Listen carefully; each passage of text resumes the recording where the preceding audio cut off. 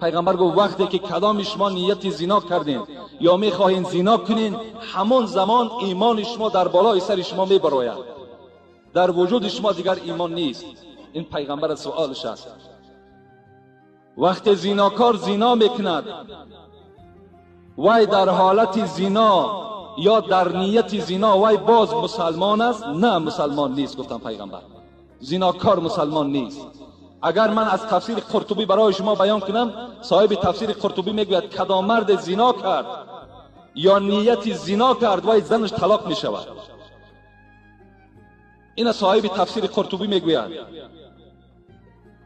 از این خاطر این کسی که این کار کرده است، اگر از روی جهل بود، از روی نافهمی بود، اگر در بین مردم و تنهایی به سوی خدا توبه کند و گوید که دیگر این عمل زشت از من صادر نمی شود، این حالت ده شاید که خداوند